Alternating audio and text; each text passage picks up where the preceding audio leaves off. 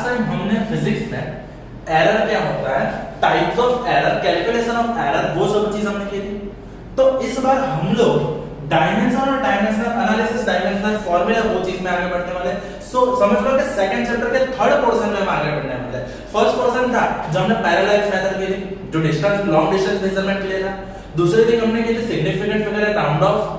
Third thing हमने की थी एरर मेजरमेंट और एरर को कैसे रिजॉल्व करते हैं, absolute error, relative error, percentage error. Okay, so आज के इस लेक्चर में हम लोग बात करने वाले dimension and dimensional analysis and dimensional formula. और ये चीज आपके लिए काफी सही है और काफी काम की चीज है। समझ लो कि ये जो भी डायमेंशन है, dimensional analysis and dimensional formula आपको 12th के लास्ट लेक्चर, फिजिक्स के लास्ट लेक्चर तक आपको डायमेंशनल फार्मूला फॉलो करने वाले हैं। सो समझ लो एक चीज कि डायमेंशनल फार्मूला क्या करेगा।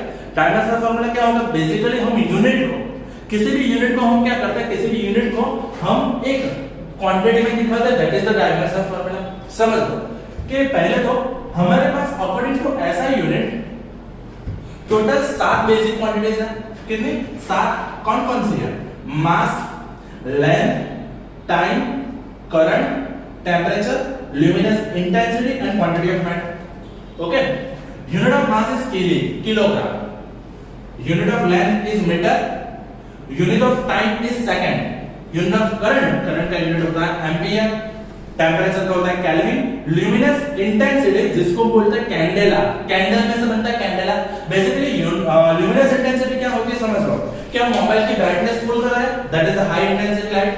अगर हम मोबाइल की ब्राइटनेस स्लो कर रहे हैं, that is the low intensity light. So basically light intensity is the luminous intensity, जिसको कैंडल के हिसाब से उसका यूनिट रखते हैं कैंडेला।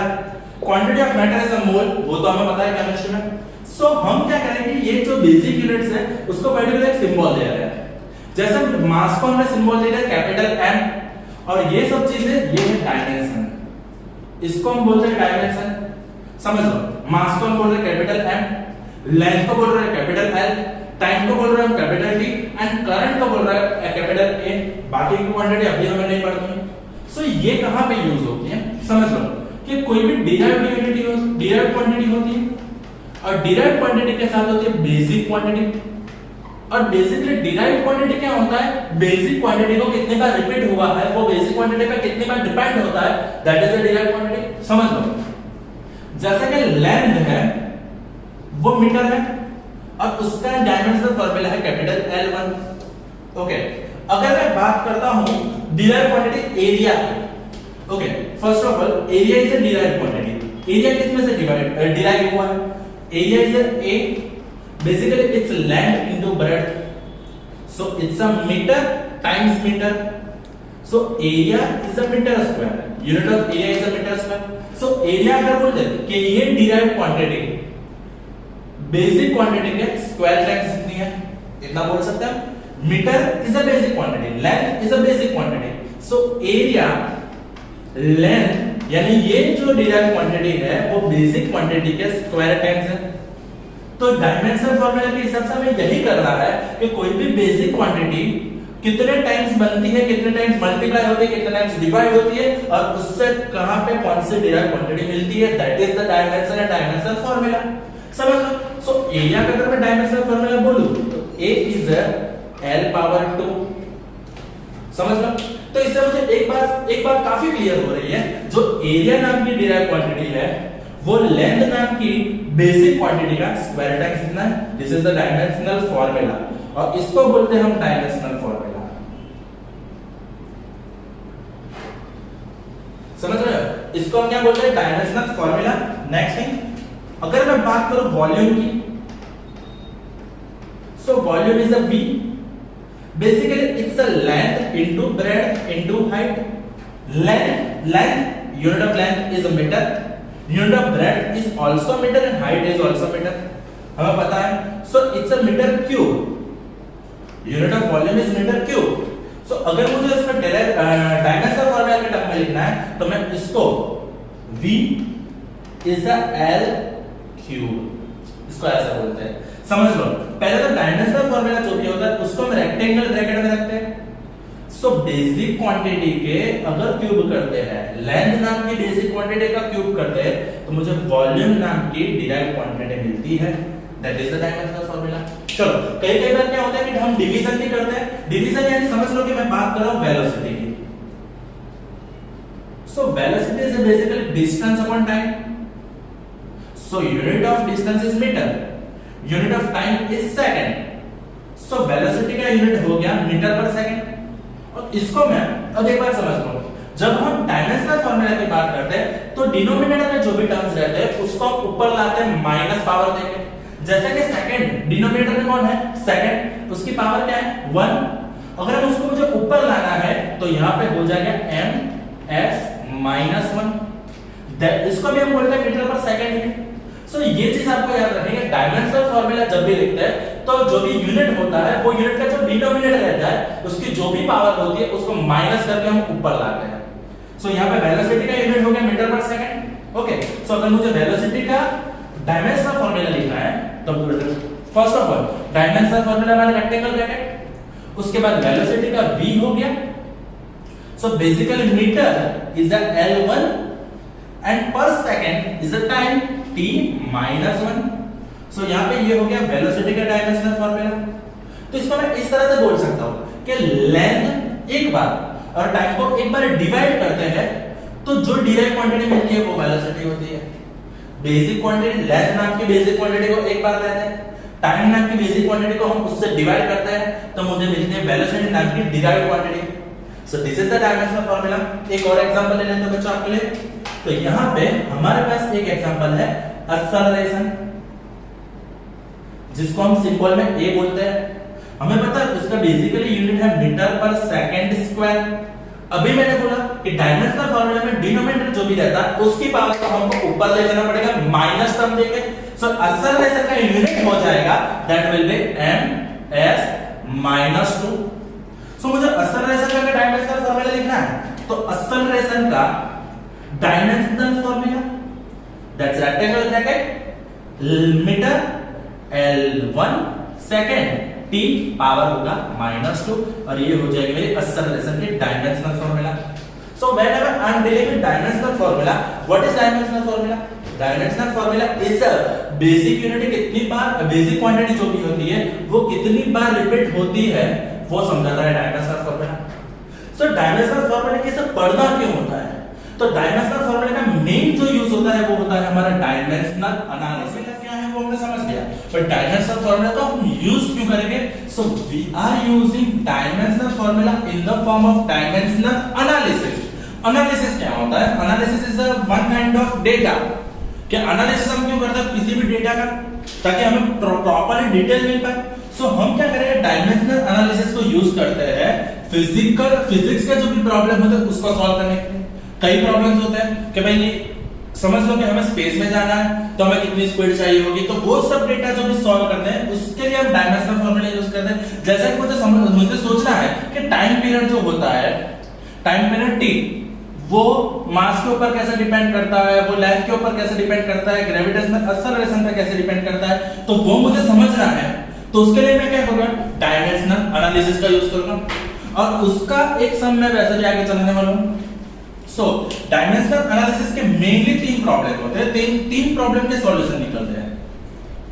तो first one is get the relation between units of physical quantity, यानी उसमें क्या करेगा, एमकेएस और सीजीएस के बीच का कन्वर्जन समझेंगे। अभी थोड़ी देर में समझा दो कैसे।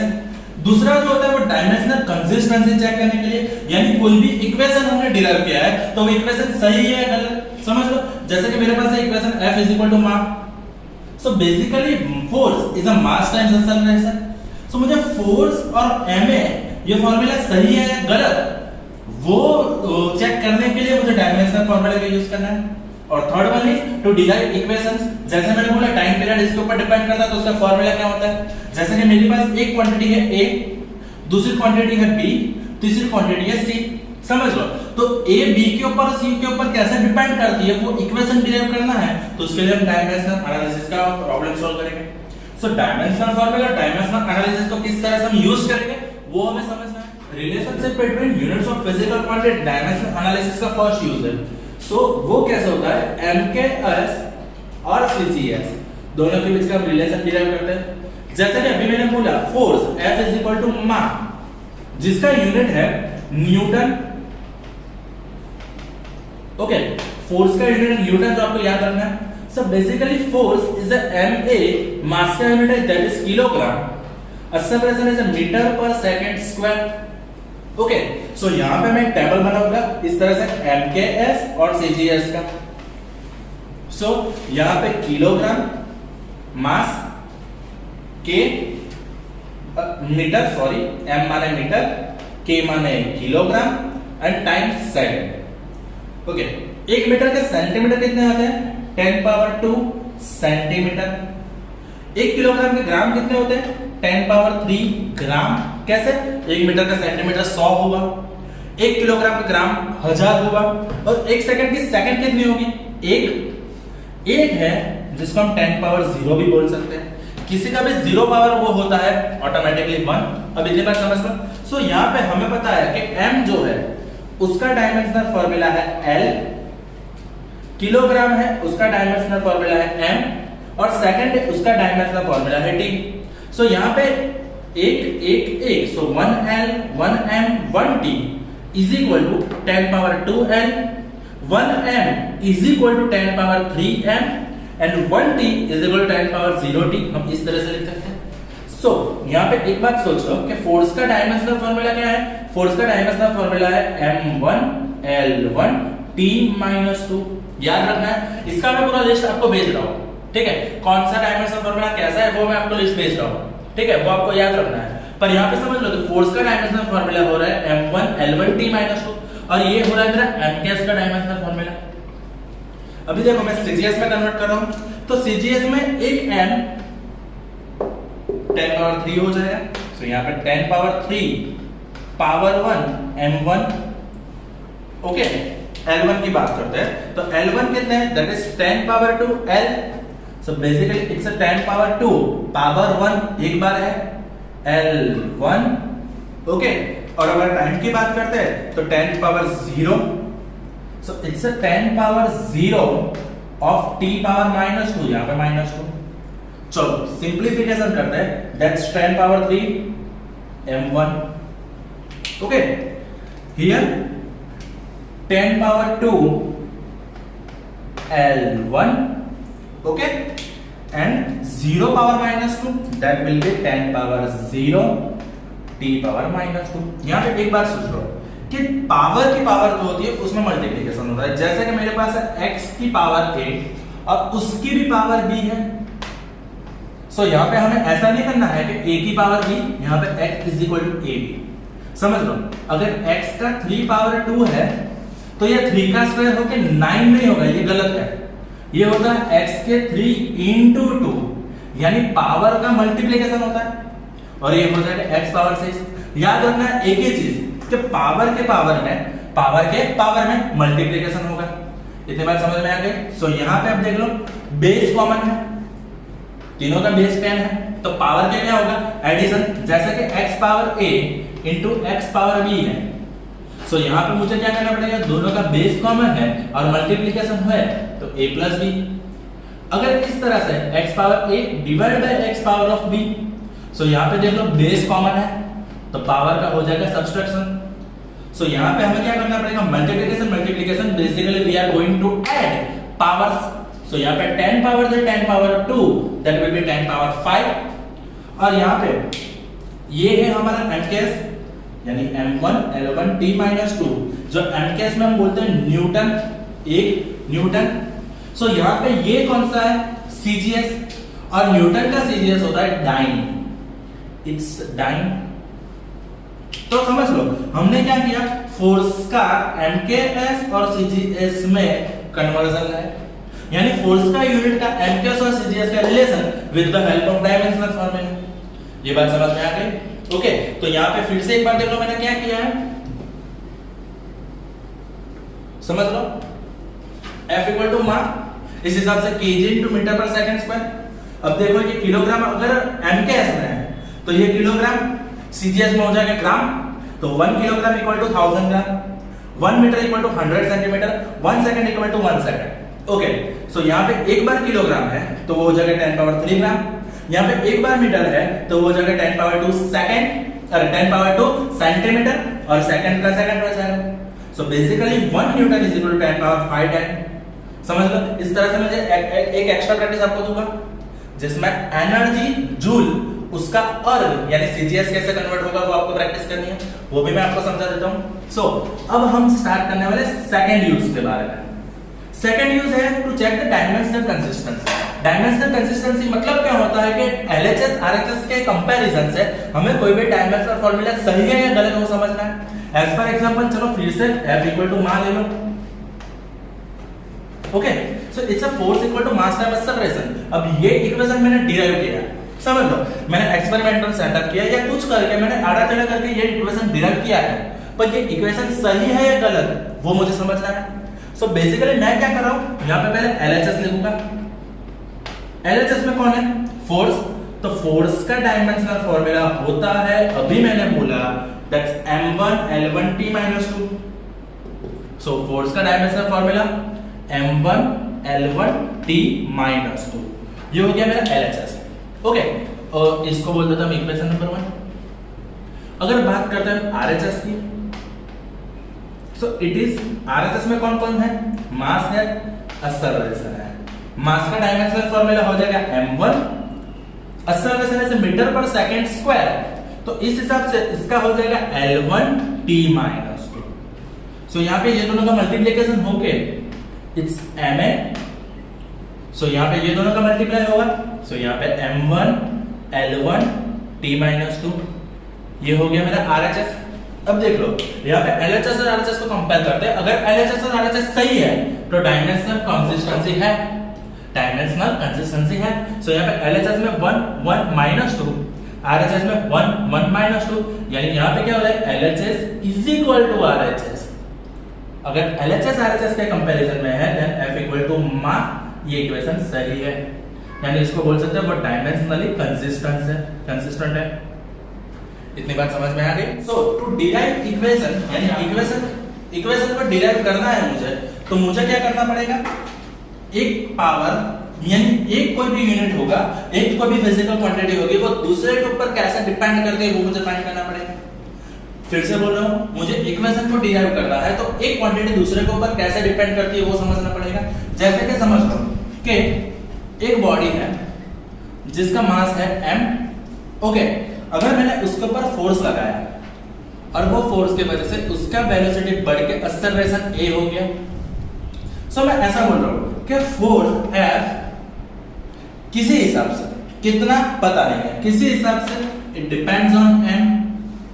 Force F it depends on a, acceleration कितना प्रोड्यूस कर पाएगा। समझ लो, हमें बोला गया होगा प्रॉब्लम में कि जो भी फोर्स है वो मास के ऊपर, एक्सेलरेशन के ऊपर डिपेंड करता है, पर कितना वो हमें ढूंढना है। सो यहाँ पे एक बात सोच लो कि फोर्स मास के ऊपर समझ लो कि a टाइम्स a पावर में, और फोर्स एक्सेलरेशन के ऊपर b पावर के टर्म में डिपेंड करता है। और समझ लो यहाँ पे a है तो हम यहाँ पे x और y भी ले सकते हैं। चलो, सो ये मेरा मिल जाएगा स्टेप नंबर 1। ये इक्वेशन डिराइव वाला हम स्टेप बाय स्टेप ही जाएंगे, थोड़ा सा इजी है इसलिए हम स्टेप बाय स्टेप जाएंगे। समझ लो, यहाँ पे हो रहा है स्टेप नंबर 2।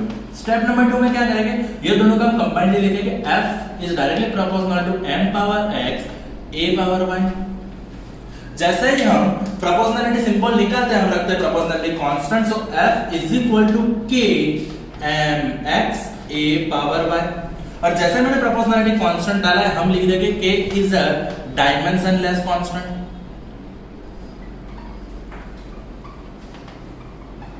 पॉज कर लो, अंडरलाइन कर लो। सो k is a dimensionless constant, so basically k is m0 l0 t0। Dimension नहीं है तो हम 0 0 0 पावर लिख सकते हैं। सो ये हो गया हमारा step number 2। Now we are going for step number 3। तो स्टेप नंबर 3 में हम क्या करेंगे, हर एक फिजिकल क्वांटिटी का हम डायमेंशन लिखेंगे। सो स्टेप 3 में फोर्स का डायमेंशनल क्वांटिटी है, अभी मैंने बोला दैट्स m1 l1 t - 2। अगर मास की बात करते हैं, मास का डायमेंशनल फार्मूला है m पावर 1। अगर एक्सेलरेशन की बात करते हैं, a का dimensional formula that is l1 t - 2, और k का मैंने बोल दिया पहले से ही m0 l0 t0। So step number 3 में हम क्या करेंगे, जितनी भी फिजिकल क्वांटिटीज रहेगी उसके सबके मैं डायमेंशन लिख दूंगा। स्टेप नंबर 4 में कंपेयर करेंगे, सो हम f का यहाँ पे डायमेंशनल फॉर्मूला लिख रहे हैं, तो f इज basically m1 L1 t-2। Okay, so is equal to k का हो रहा है m0 L0 t0, ये लिख दिया मैंने, ठीक है। अब मास का लिख रहे हैं हम, तो मास का हो रहा है m पावर 1 इंटू x, और यहाँ पे a का लिख रहे हैं, a का हो रहा है L1 t-2 of power y। जैसे कि मैंने आगे बोला कि पावर का पावर ऑलवेज मल्टीप्लाई होगा, सो यहाँ पे m0 L0 t0 को फिर से लिखने की जरूरत नहीं है। यहाँ पे मैं क्या लिख रहा हूँ, m power 1x, so basically ये हो जाएगा m1 इंटू x mx, तो m पावर x, l का 1 into y that's y, l into y, और t का -2 into y that's t is equal to -2y। So यहाँ पे सामने क्या हो रहा है, m1 L1 t-2।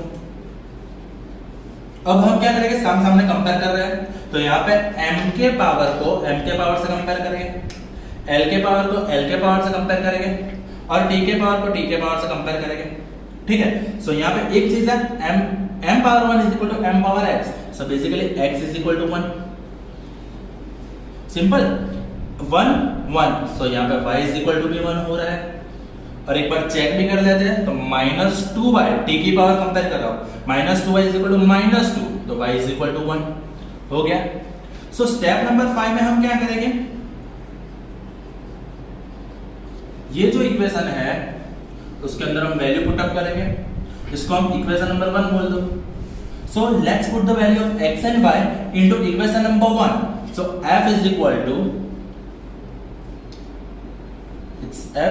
To k m power x a power y। So इसको मैं बोल सकता हूं f is equal to k m a, और experimentally k is equal to 1। So यहाँ पे मेरा इक्वेशन मिल रहा है f is equal to m a। So यहाँ पे मैंने क्या किया है, ये पूरा इक्वेशन डिराइव किया, जो डिराइव किया वो किसके बेस पे किया, डायमेंशन के बेस पे। मुझे सिर्फ इतना ही पता है कि फोर्स मास के ऊपर एक्सेलरेशन के ऊपर डिपेंड करता है, पर वो कितने पावर में, कितने टर्म में, कितने एडिशन में, कितने मल्टीप्लिकेशन में पता नहीं था। तो हमने क्या किया, डायमेंशनल फार्मूला का यूज करते हुए इक्वेशन तक पहुंचे। So this all are the uses of the dimensional analysis. हमने क्या किया, पहले तो एक फिजिकल क्वांटिटी को दूसरे यूनिट सिस्टम में कन्वर्ट किया, that is the first use of the dimensional analysis. Second use of the dimensional analysis to whether the equation is consistent or not. So we are using dimensional formula to check the consistency. And the third one is to get the equation by using dimensional formula. So it is important, and in next lecture we are going to deal with all example and exercise